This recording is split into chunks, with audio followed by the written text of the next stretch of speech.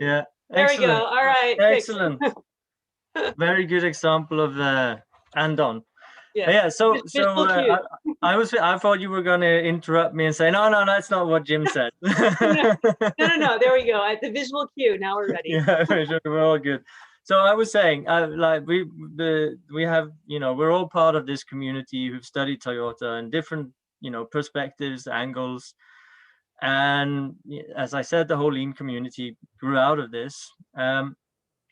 But there are very few direct sources to what actually happened in the 50s and 60s at Toyota, both in terms of product development, but also obviously in terms of production and their management system. So I think,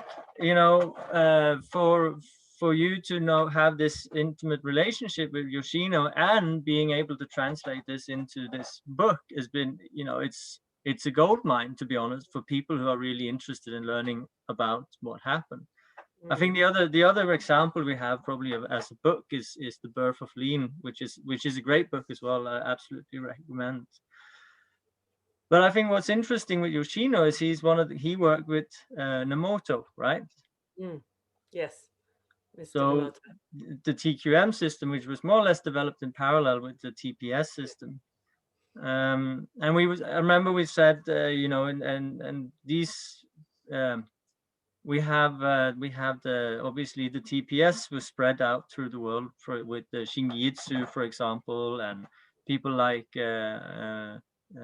what's his name, Freddy Ballet Sensei. I can't remember his name now, but the original sort of samurais that traveled out through the world. But the TQM side of Toyota, I feel, has been sort of hidden away and mostly told through the stories of Duran and Deming, and not really in the West told through the stories of the Japanese themselves. So can you tell us a bit about that?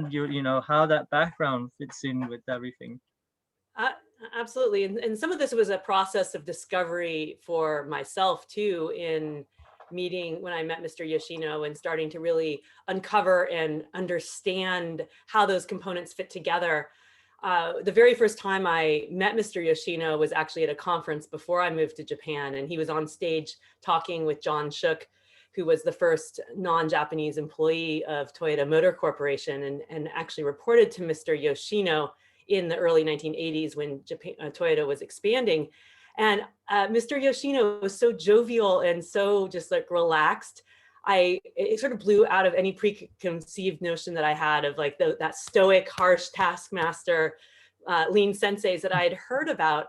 Yeah. And, over the years of meeting and then spending a lot more time with Mr. Yoshino, and we talk almost weekly now, and have for the last many years, that there were two sides, as you said. There was more of the production side and tended to have more of a kind of I guess, more firm coaching sensei approach.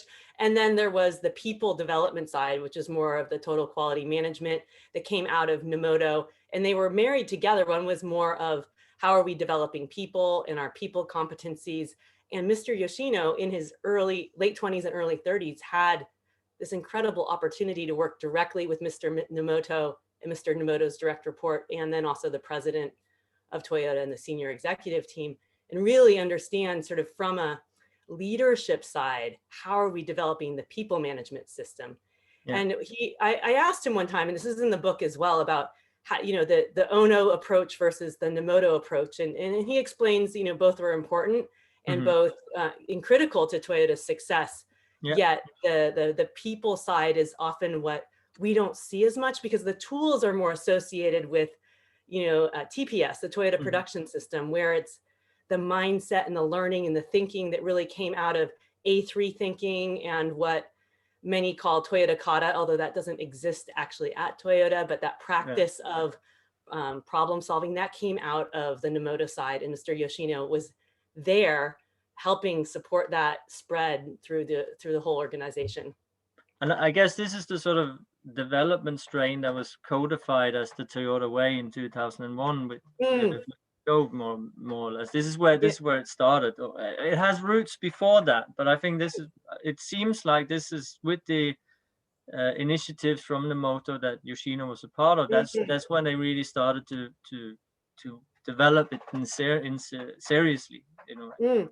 Yes, and Ono and Nomoto, from my understanding from Mr. Yoshino and reading some other books, they were sort of the same generation, started Toyota around the same time. Yeah. And yes, that the Mr. Yoshino calls it tightening the belt of the management system. So there was the real emphasis in the early 1960s with Deming of really understanding quality and quality production. And then in the late 1970s, so not quite 20 years later, a real emphasis on how do they strengthen those management capabilities. And that was a program called ConPro that Mr. Yoshino was part of. And then the Toyota Way 2001, about 20 years later, again, was that retightening of the belt of codifying what are these people principles that we hold true as our culture, and how are we sort of making sure that the next generation is really understanding what that is. Yeah.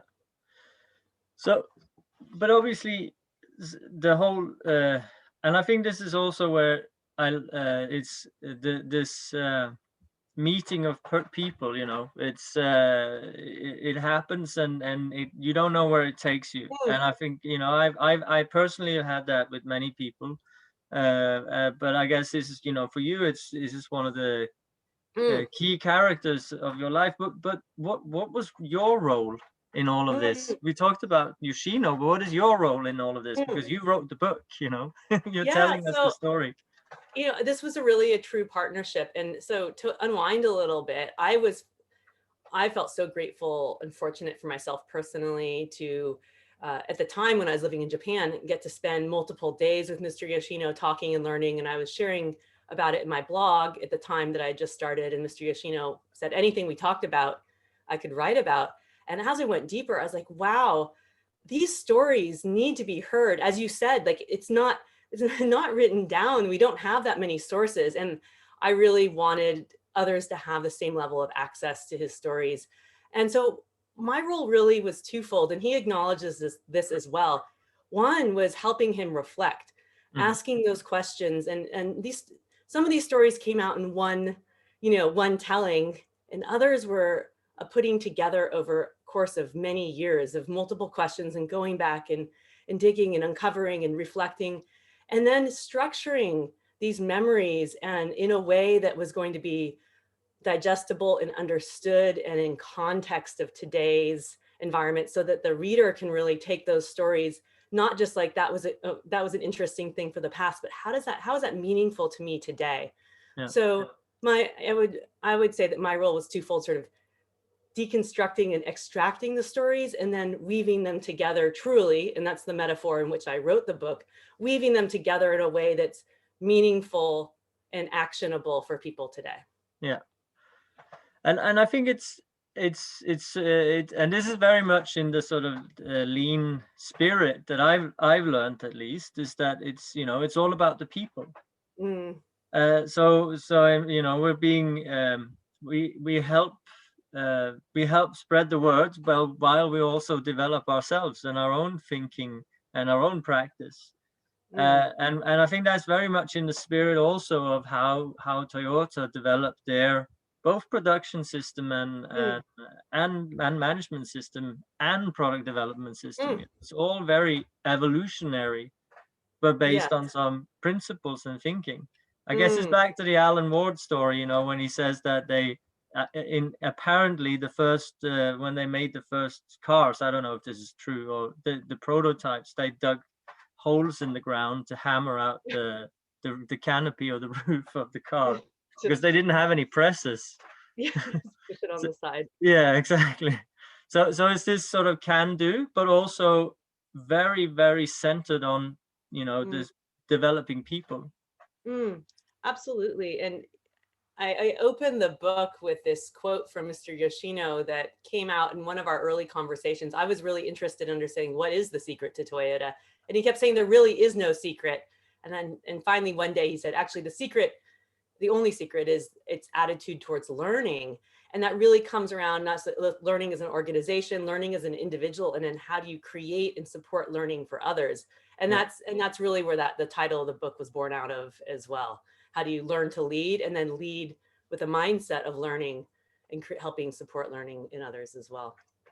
And obviously, this is actually quite interesting, because I think this is quite unique to Lean and Toyota, is that a learning theory is that it's individual. It's individuals learn, so you have to build a system that allows individuals to develop and learn, and also you have to have leaders that support the learning and the development Mm, of mm, others. So the mm. learning organization is actually a network of individuals learning together. Yes. So there's no sort of secret learning source. It's actually pretty hard work. Yeah, it is hard work. Mr. Yoshino, he calls it the chain of learning. So it's like we're linked together in Yeah, supporting learning for each other. It's not learning just for our own selves, but how do we link together? And that's what creates that organization of learning as well. yeah. Oh, excellent, excellent. I think, yeah, you talked a bit about the structure of the book, this whole idea of warp and weft. Mm. Um, maybe we can move on and dig a bit more into that. I know Jesper here, who's with us. I'm sorry, Jesper, I haven't actually introduced you. That's very typical of me. Just moving on, shall we? Jesper is a Loose Norge member and one of our key resources as talking about individuals learning together. It's Jesper is a key resource for Loose Norge and helping us all grow together. Jesper, do you wanna? I'm gonna shoot you in now, and maybe you can discuss a bit further with Katie the fabric concept. Mm, mm. Thank you, Ivan, and hi again, Katie. Good Hi, to Jesper. see you again. Good to see you again too. Well, we started the talk a little bit about this the sort of the core or the concept that followed the book, and you already started talking about it now with this weaving concept, of course. And we all know the story that of course that Toyota and weaves, they sort of go together. They and for that sake, it's interesting to see this this concept that seemingly, as I understood in the book, is your sort of interpretation of Yoshino's journey or life philosophy in a way. And would you take us a little bit, explain a little bit more about this, how this came to be, and what it's about? Yes. So when it was sort of a combination of some offhand comments that I made to Mr. Yoshino as I was starting to really understand his life and from a personal and a professional level. And then he shared with me this perspective from Japan. And then that was my aha moment of how I needed to pivot my original structure of the book. So I started seeing that there was I called them two strong threads of driving purpose in his life. One was around having this international experience and being, not just limited in a world view, and the other was around developing people and helping and learning. And he said, that's really interesting. You said that in Japan, we have this metaphor for weaving, and I'm going to show you in the book, the warp and the weft threads. So the warp threads are the vertical ones that go on the loom, and they're the weaver's strong inner desire, a sense of purpose, clarity for themselves, and they're unwavering and they're strong and they stay there. And then the weft threads are the ones that get woven in between, and actually they're more fragile, but they're more textured and they can create the pattern and they're more visible of what you see. And it's the intersection between the warp and the weft that really create that fabric at the end. And I saw that as a really powerful metaphor for his own life, and actually for our own, for all of us, about what are those core things to us, the things that have driven us through our lives that we feel are really important parts of us, be they like goals or our purpose.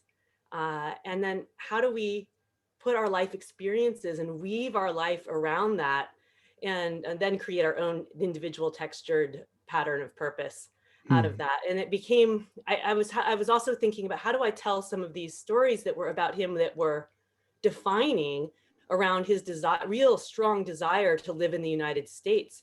And that took him on the trajectory that allowed him to have all these amazing experiences at Toyota about leading and learning. And so it was that intersection of those that really created his experience. And so it's become an important metaphor for me about thinking about our own lives and how we understand the things that are important to us and how that influences the experiences we have and what we learn. And yeah. So these the warp threads you talk about. I heard another talk or read some place that you talked about your business card when you first moved to Japan, where you had this what was it, Shiko, yeah, and as I understood, this sort of means too very strongly though the something with the heart and direction of the heart. Is this connected in a way? The warp threads and purpose driven and this, or well, I consider them to be. So I went to my Daruma collection in the back here. This is actually, because this one I had made. These are these paper mache dolls. They come in different sizes here, and their weight. This is a very big one that I got at a temple in Japan that I take people to on the Japan study trips. But this is the word, and this is the word shiko, which means intention. And this part with she, this character means heart, and this one is compass or direction. And these are actually, this one's quite heavy, and they're weighted at the bottom, and they're about having a goal. I haven't actually chosen this one. The monks put a special power in this in this Daruma about when you have a goal, stick with it, because you may fall down 7 times but get up 8. That's a Japanese proverb, and I consider that really connected with the concept of warp as well. That strength and perseverance that we have to have. But to take that back to the word intention, to me, that connection with the heart is really about understanding who we are and who we want to be.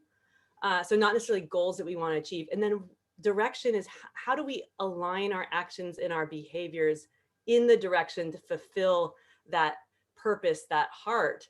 And so how do we learn to, I guess, better weave our weft threads alongside with our warp to create the pattern that we want to have.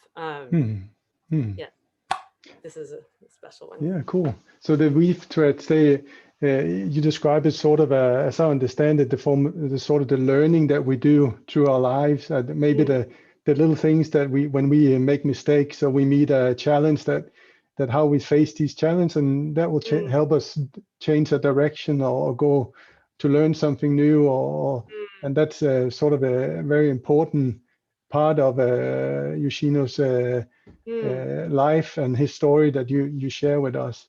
And how does this how does this transfer then into to sort of the Toyota thing? Because he had his personal journey, with he wanted to go abroad and especially he wanted to live in US, as I understood from your book. And do you see, or did he describe the same sort of purpose-driven background for the Toyota as an organization? So he hasn't directly talked about the concept of warp and weft as it relates to an organization, yet I see that a really strong linkage there too, especially in this concept of Hoshin Kanri, which is that clear strategy deployment process that Toyota adopted in the 1960s, that a real clarity of purpose at the top, and how does that connect down all the way through the organization? And maybe you could say that connection vertically are some of those warp threads, and then how is everyone contributing and learning to contribute to create that or deliver on that organizational purpose are the weft. And that's really that connection at the organizational level of how Toyota does it, but starting with the clarity of purpose and connection with something bigger than just goals we want to achieve, but who are we, what value are we creating, and what impact are we having on the world? So starting with that, and then saying, okay, what are the actions we need to take to achieve that and realize that, and how do we learn from success and failure, knowing that not everything's going to be great and perfect, and threads will break, and what do we do with that, and how do we learn to move forward? So we can, he, as I understood too, that that it was sort of his life goal to, or his purpose to teach others, and this sort of is the sort of the warp thread to his career at Toyota, and it continues also after. Yeah, even today, like teaching and helping other people learn is such an important part of who he is. He works with students at universities, and now he's getting connected with universities globally, and really helping others learn and sort of create that next generation of learning. It really gives him joy whenever he talks, and you can just see him sparkle and light up. And to me, when people's eyes light up, that's a connection to something that's here in the heart. And it's also this purpose-driven or setting direction you mentioned here. It also transfer to some core principles he has around leadership, or how to be a leader. He worked as a leader on the like you say, the back floor, or doing running the programs and the teaching programs at Toyota for many years, and he sort of had a approach to that started off maybe around or his mentor. I think that he met. I don't remember what his name again. His mentor that he met, that taught him the importance of asking questions, and instead of telling. What's his name again? Segura-san? Yeah, Shikura-san. Okay. Yeah. Thank you. So that sort of set him up for his leadership principles or ideas, and one of them is to set the direction, and it's sort of his warp thread that has gone into his leadership principle and the way he has fulfilled his role at Toyota. It's linking back to our conversation around Nomoto too. Mr. Nomoto wrote his 10-point leadership credo, and I believe this is probably what inspired Mr. Yoshino to do the same. And it's one of the things I'm helping people do now, is how to identify what are those actions that you can take, or what are the values that are most important to you as a leader. And so identifying what's your purpose. And I would summarize the purpose of a leader in 3 simple points, which I now call the Leading to Learn framework, which is set the direction, provide support, and then develop yourself. And there are many things that go into all of those.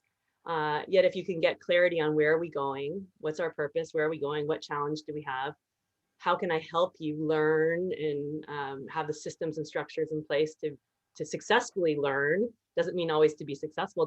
And how do I develop myself to get there? And so then the leadership credo that Mr. Yoshino made in the 1980s, he just wrote down on a piece of paper, reflect those things that he learned and sort of carried forward. And it's like, how can we now take those lessons and think about our own lives and what is most important to us, and how are we continuing that chain of learning as well? I think what's interesting here is that it's on one side, it's these, it's very heartfelt values, but on the other side, you have an extremely pragmatic approach to it as well. That is, that is in the roots there. And for me, I think one of the great stories I have from the book that I use, and I read it out, and I ask people, so what would you do? Just to, get people to think for themselves, what would I do in a situation like that? Is the story of the paint boot. When he's a new employee, and he's doing his sort of his time in a way at the production floor, working in the paint booth. And for those of you who haven't read the book, I won't spoil too much, but just this whole idea that so something happens that is not supposed to happen, right? And I think it's a very good test to see yourself. How is your reaction? So what would you do if that happened in your team? Would you say, oh, we need to train this guy, or how would you react to it? And I think that this is, and thinking, this is the stories from the early to late 60s. So these were pretty, hard-nosed guys working in the factory, you know. And the way the team leader reacts is just fascinating. I was like, wow, they really mean it, you know. So and so to not keep you hanging too for any longer, what happens is that basically the guy says, wow, what you know, how can we make sure that what have I done wrong as a leader that has allowed this to happen? We know how to do this, but obviously we haven't shown you or explained to you or taught you well enough, or not even. It's not even that. It's much more profound than that.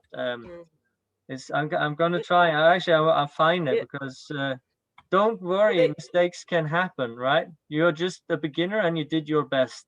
Thank you very much for making this mistake. As we are so familiar with the process here, we didn't label the area very clearly. Yeah. I mean, so how I wrote that story is almost how it came out, not verbatim, but he hadn't thought of it when he was laughing. So we started back in his early childhood days. So maybe it was our second purposeful interview with the intention of writing a book. And he was laughing and a bit incredulous that this actually happened as well. You know, he's like, what, 22 years old, and made this huge mistake. 100 cars have to be repainted. And the manager thanked him for making the mistake. And I mean, I can't imagine that happening in the same way at any organization I've been in. And that certainly probably wouldn't have been my first reaction too. And yet how important it is for us to like put a filter on that sense of wanting to blame or get angry about something, and instead come at it with how can we learn from this and make it better, and also not make someone feel bad for doing something that wasn't really their fault. And what a, yes, it's just so powerful about the culture and inspirational really as well. And it connects very well. I think it also connects very well with the TPS side, because it's the visualization of normal versus abnormal that sort of shows up here. You know, he's basically saying we can't see abnormal. So my workplace is not well designed for you to do a good job. Yes, it wasn't mistake proofed either. You know, these cans looked very much the same. And it's probably one of the stories that probably has the tightest link directly to TPS, because Mr. Yoshino spent most of his career in back office roles, where of course the principles can apply, but that his orientation period, a multi-month orientation in the Gemba on the shop floor, was really his direct experience in learning those principles. Yeah. So, and Jesper, he talked about these leadership qualities that you discussed. So can you just delve a bit more into those? But maybe we can start with the top then. So set the direction. So what would that, you know, for the people listening, you know, what would the practical answer or idea be? So to give some context to this, so when I first met Mr. Yoshino, he was on that stage talking with John Shook about his role as a manager, and John and others reporting to him at the time. And he said, I'm paraphrasing the quote now, but he said something on stage about, my role as a manager was to provide a mission or a target and then support John or whomever while he figured out how to reach that target. And as I was developing John, I was aware I was developing myself as well. And I thought, oh my gosh, this is so profound. It's so simple, yet so hard to do. And so that providing the mission, the target, setting a direction or a challenge there are a few components on that. One is creating alignment about what is the most important and where do we need to go, so that energy is focused on, you know, we're not like working all this great energy, but going in different purposes. So how do we create alignment? Two, Mr. Yoshino talks about too, is how do you create challenges with targets that are seemingly impossible? So to challenge our mind, because it's less about meeting the target and more about creating a challenge in our minds about how can we do better. And so you know, that's why you always want to keep raising the standard, right? So how do we keep going? And also creating a target or a challenge or direction that is what is needed, not what is achievable. And in my experience, too often in organizations I've worked both in and with, is that we set challenges that we think we probably can hit, but it may not be what's needed. Yeah. Truly outcome, especially, in healthcare organizations, like zero, I don't know, negative outcomes is what's needed. We can't say, oh, 0.5% is fine this year. I mean, yes, we need to incrementally have wins to get ourselves there, but what's really needed? Yeah. And so those are all around the concepts about setting that direction and setting a challenge. And so where do we need to go? Mm-hmm. And then the corollary is how providing the support to people. So not telling them how to do it, but providing the support where there's a no blame culture, that I'm teaching you how to learn, that I give you the structures and the things you need, the tools you need to be able to get there. And to me, this is also the balance of what I call these leadership continuums. How do we know when to tell, which is like tell the direction, and when to ask? How do we show up as the expert who's the problem solver versus the coach who's helping somebody else solve a problem? And we have to kind of constantly figure out how to navigate those. Yeah, and I think that's key, actually, the word navigate, because I think very often we put morality into it. We say telling is bad, for example. Sometimes you got to tell me, man. It's like, if you're being don't stop coaching, I need to know, please. Well, totally. And also, if somebody is a beginner and doesn't know, just asking questions isn't helpful. Exactly. So there's a teaching role, a telling role, like, this is how you do it. And as someone gains ability, that's when you become more coach-like.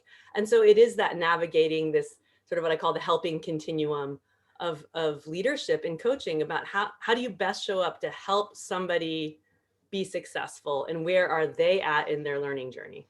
I think, and that's, in terms of learning, that's the what would be, you could call it the Goldilocks zone, I guess, or the next step development zone, the sort of the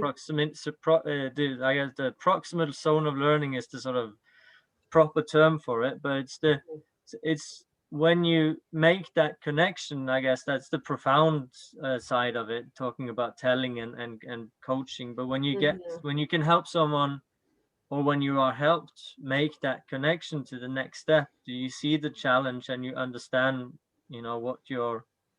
it becomes clear as a learner to see, okay, these are the things I need to do. These are the books I need to read. This is what I need to practice, whatever it is. That's always, for me at least, that's a very profound, I always find those moments quite profound. So I think this of setting that direction and providing the support it's a great way of framing it. But then obviously, as you say, the whole part of the beauty of this is that while you're doing this, you're also developing yourself. Yes. And we always are having to improve ourselves, and I find that having to develop others, or not having to, but the opportunity to develop others, is a tremendous opportunity for us to figure out how to get better ourselves. Of course, we need to learn how to be better problem solvers too, but working with individuals we need different skills for each individual. And so that challenges us in different ways all the time.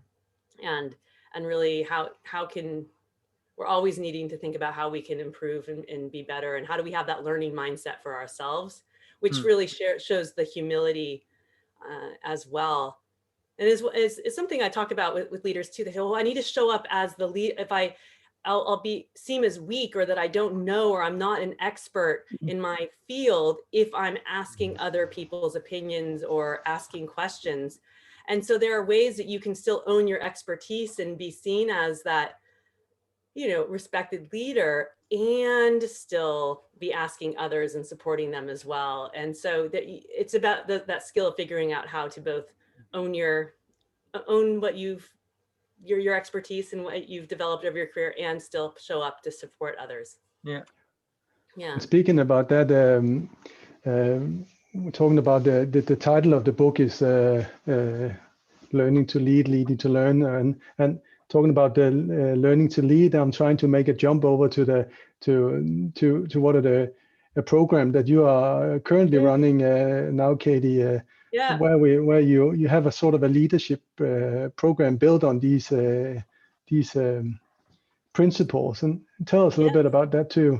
I'm super excited about this. The first session was yesterday, and there's still spaces if any of you want to join. I'm going to pop in the chat even a 10% discount, because many people weren't able to attend live the first session, so you wouldn't be behind in any means. I'm calling it the Leading to Learn Accelerator, and it's a 60-day experience, part self-learning and part facilitation and group, but taking the stories in the book, and then with exercises and practices, really how you can take them more deeply into your life around that setting direction, providing support, developing yourself, developing your own leadership credo, and so much more, and really getting really clear for yourself on your purpose as a leader and a coach and how to do that. And I also I've just released my workbook that goes along with that, which you can purchase separately too. So I'm going to pop all of that in the chat. And seriously, we have, I think, Thank you. like 12 different countries represented. So it's super exciting to be going. So, and there are many other ways. You can always sign up for my blog too. So there you go. I made a special discount code for you guys, and please share that with people who weren't able to join us live as well. Thank you. We will do. We will do. Thank you very much, Katie. We'll open so that we don't waffle on here. We'll open up a bit for questions. But I see that we have. It's not a big crowd, but it's a very exclusive crowd actually. So maybe I'm gonna challenge Jonathan Reams if he's available. I see he's here. So if he's there we are. So Jonathan, Kate, just to introduce Jonathan to you, Katie. Jonathan is a leadership coach or leadership developer that I've been working with for a long time, and known for a long time. Who actually lives quite close to me up in Trondheim, but he's from Canada. So, Jonathan, I'd be curious if you have a question for Katie or us, or some reflections to share. Yeah, I mean, I'm very appreciative of the learning emphasis, because one of the doctoral students I'm supervising right now in Australia has done extensive research in trying to understand what is the kind of most comprehensive, integrative leadership models that you can see, and they all tend to drive towards this thing that leading and learning are the same thing. And the thing that I'm curious about is, within the kind of existing socialized patterns of needing to be experts and telling in this, what do you see as the best things for North American or European organizations to try and cultivate this mind shift to this learning attitude? That's the billion-dollar question, right? I think it's critical, right? So how do we slow down is really what I would say is, I find one of the biggest barriers is that we feel like, and I say we because I get caught into this myself, and I have to constantly be sort of self-correcting my attitude. We get so busy, and feels like there's so many fires to put out, and there's a sense of crisis and urgency all the time. Yet there are probably very few real crises right now that must be fixed immediately, that requires us to just best effort, let's fix this. And how can we slow down just a tiny bit to allow for a little bit more learning, asking a few more questions, allowing some space for experimentation. And so when I work with organizations, both when I was an internal and now as I come in externals, even just 15 minutes of reflection time and setting an intention for the day and some reflection. And that starts to build in this sort of self pattern of learning and reflection that then starts to have an amplified effect as well. But how do we slow down and remember that sometimes we're not supposed to be the one giving all the answers in the room? And so how do we take a pause? And I call this the intention pause. What's my role in this moment? Is my role to be giving the answers and telling right now, or is my role in this moment to actually be helping somebody think, and how can I show up a little bit better in service of that purpose? So it's not an overnight thing, but it's building that habit, and then it amplifies in the organization. And I think, Jonathan, I know you're not, you probably know Lean mostly through me, and Bjarne, but I think Lean also has a very pragmatic way about this. And there's this whole, you know, I think, and this was actually, I think this was Yoshino. Michael told me a quote once. He had been, I think, I'm not sure it was him, it was someone else. I heard the quote. Basically, someone, no, it wasn't Michael. Sorry, someone was showing Yoshino their Hoshin Kanri, you know, this policy deployment matrix, very advanced. And he, in the end, he apparently just said, this is too clever for me. Probably. And I think the point is that, not to put, you know, thinking like him, but I think the pragmatic side of this is that learning starts at the Gemba. It starts where the work is actually happening. So if you want to develop people, if you want to develop yourself as a leader, you have to do it together with the people you're supposed to lead and the value you are creating. And it's very pragmatic. It's, you know, what's the problem and what are we going to do about it? So learning is improving, you know, as well. And just to link to what you said, Katie, I mean, I had a workshop this afternoon with some healthcare practitioners in town, and there's a big new system being rolled out now, and, you know, all the adaptive challenge of this kind of thing. And we were exploring some themes around that.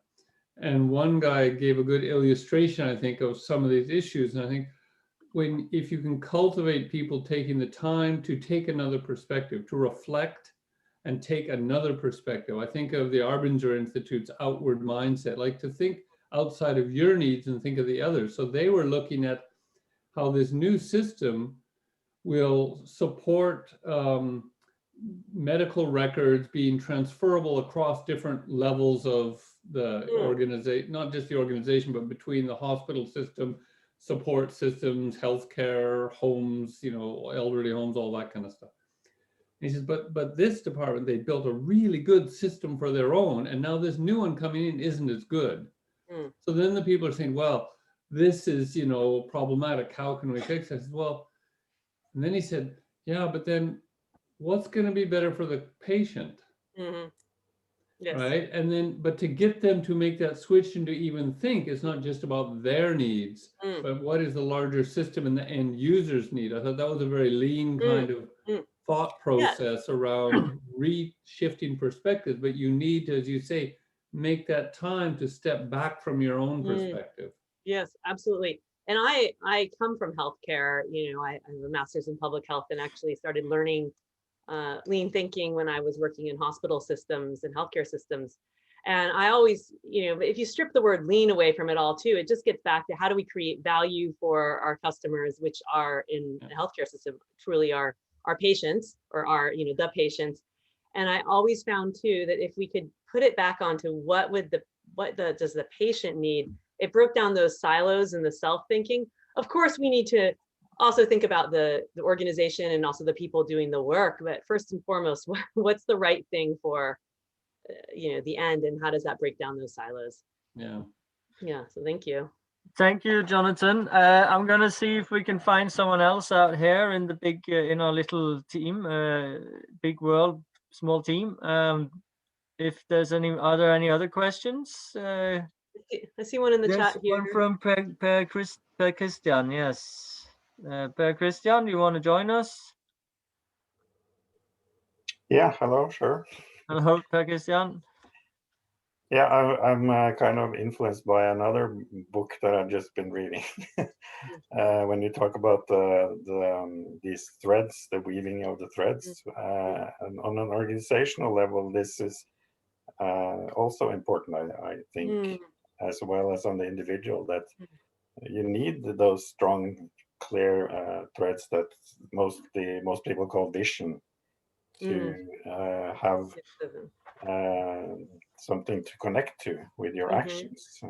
Yes. That's I think, yeah. So sorry, Christian. I'm just reading your question in the chat, and I think it's a brilliant question. And I'd love to hear Katie's thoughts on it. You're saying there seems to be a combination of strong leadership, challenging and knowledge in leaders on the one hand, and empowerment, individual learning, and ambition of self-governance at Toyota on the other hand. So could you elaborate a bit on this and how what you have learned about this, Katie, because I think that's a very good, very good observation. Yes, and again, like, so this is what I've observed at Toyota, and what I've observed in working with leaders across globally. It's the essence, and it gets back to that word navigate. So how do we navigate and balance these two different sides, which is how do we provide challenge and push people into some discomfort? Like, there's a big challenge out here, that's that seemingly impossible goal, the thing we need to achieve out here. And how do we provide support and nurture and caring, and so that people are pushed and feel a little uncomfortable and have that space for learning, yet that they also have that enough of the support that they're not just totally flailing and falling. And how do we sort of know that, keep the right tension between the challenge and the support? And one thing, so in Japanese culture, I've learned that they create more space, or allow for more of that struggle, the sort of discomfort and the struggle that happens when we're learning something new. This goes all the way back to school children, and you can watch videos and Google some things about, struggle and learning in Asian and Japanese cultures. And in the West, we kind of rush in too soon to give the answer, because we get uncomfortable with that little bit of that challenge, with the struggle, the not having the answer immediately. And so we don't allow for that space for discovery to happen. And so I challenge us to be thinking about, how do we both hold that, pushing someone into a discomfort, yet giving them support, but not too much support to get there. And, and back to Toyota, there's certainly Mr. Yoshino and talks about, there are plenty of leaders who didn't hit the mark on that, who were super taskmasters and were not providing much support and nurture. Yet that was more of the style that Toyota has been cultivating since the 1970s, around when Nomoda was really getting more influence in the organization. So less of the taskmaster and more of the nurture and support, in their Japanese style, yet that's what led to the Toyota Way 2001. So it was and Mr. Cho, who you hear so many amazing stories about, that was the leadership culture they wanted to amplify. I really, I can say we're sort of running just a bit out of time, but I can really relate to being both, allowing people to have that space, and also being in that space. It is actually, it changes how it speeds up learning. I've experienced that. I have a long personal experience of how that, being in that space of frustration, almost, it's like almost you have a black field in front of your brain, and you know what you're looking for, but you just can't find it. And when you do, it's like and you need the space to have that struggle, yet to not feel like you're totally that you don't have the support that you need, or sometimes maybe you do need someone to help brainstorm with you, or to provide one idea that then you can build on. And so it's not an either or, it's an and. Yeah. Exactly. Is there some key personal what do you see, skills or skill set that a leader needs then to give this sort of support? Oh, I mean, this is the crux of the accelerator program I'm running. It's about listening. It's about asking questions. It's about understanding the impact of the things that you do, and both connecting with your purpose in the moment. So both on the high level and then in the moment, and then what are the actions that best align with that purpose and the outcome you're trying to achieve. And so creating that greater awareness around all of that. Yeah. There's so much. Yeah, just starting piece by piece, and that's the part we're always learning. And we all have our strengths, and then our things that are limitations, and how do we keep building on the strengths, and then understanding the things that maybe are more limiting, and then how can we start improving those as well. Wonderful. Thank you, Katie. I think we have time for one more question, if there is one. If there's someone there who who has one. We say burning inside with the question. We say in Norwegian. Norwegian. I don't know if that translates. Yeah, the burning question is we have. Yeah. The burning similar. question, yeah. Similar. Well, we can. Sorry. Well, Katie? I always have one question I like to end, and we can use, everyone can use the chat. So what is one word that describes what you've experienced here today? One word of a takeaway or an experience, and just pop that in the chat. Excellent. Yeah. I know there are more than one person here, so go. Don't be shy. Doesn't have to be a profound one word. No, yeah. No. Just one word. Usually I go around the room and just everyone has to call out a word. And it's amazing to get the perspective just in a very quick time of people. So yeah, keep putting those in there. Thank you guys. It has to be the perfect word, just a word. Yeah, it's yeah, so good. Well, thank you guys. Thank you. Yeah, I guess, well, I don't know what would be my word. I think legacy and heritage, maybe.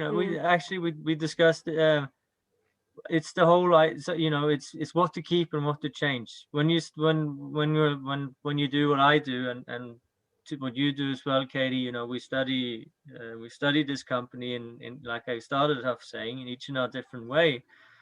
And it's the, how do you translate that into another industry, another country, and another company? And I think maybe that's something, for me to think about, at least, is, as to what to keep and what to change. That's never an easy question, but no, and it's not, and as I like to say, learning is never perfect and it's never complete. And so that's fine. It's about moving forward and creating the wisdom that we can apply to the future. And I really love this. The idea here is too that for many people, when they just hear the TPS, they say, "Oh, this is a Toyota thing, so we can't use it in healthcare. We can't use it."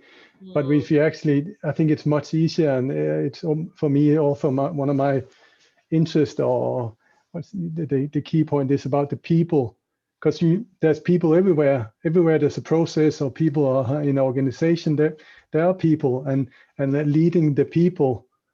And using the principles or the things that we learned from Toyota and the great book that you wrote sort of gives us the tools to transfer it into all types of organizations. So it doesn't have to be 5S or all these tool things. No, this is actually people and getting them to change and to develop better quality every day in whatever they do. Yeah. And I think that's really one of the key concept and takeaways I have from your book. I just love that idea. Helping people do a better job every day. Yeah. Yeah. So if you haven't read it, take a look. Yeah, I mean, for those of you who have participated, who haven't read the book, I highly recommend it. You can get it both. You can buy it as a book or on Kindle, or you can do like I've done and buy both. So it's I think that's about it. Thank you again so much, Katie, for joining us. Thank you for reminding me to record. You're welcome. I hope you enjoyed the conversation with us. Yes, absolutely. Thanks for inviting me. And well, I do enjoy these remote conversations. Hopefully one day in the not too distant future, we'll be able to meet in person as well. Yes, absolutely. That would be great. And thank you to all of the guys participating. Thank you to Jesper for helping me host this Meet the Authors webinar with Katie. Just before everyone leaves, I just want to remind you that we have a new one coming up in about a month's time in March with David Romero from Monterey Tech, and we'll be deep diving into the world of digital and Industry 4.0 and all of that stuff. So the question is, where does that leave the people? And that's what we're going to discuss, and hopefully we can challenge ourselves and the Industry 4.0 and digital guys. And remember the people. Hmm. They're the most important part of the company. Hmm. Yeah. Wonderful. All right. Thank you. Thank you, you, Katie. guys. Take care. Bye bye. Thank you. Bye. Bye.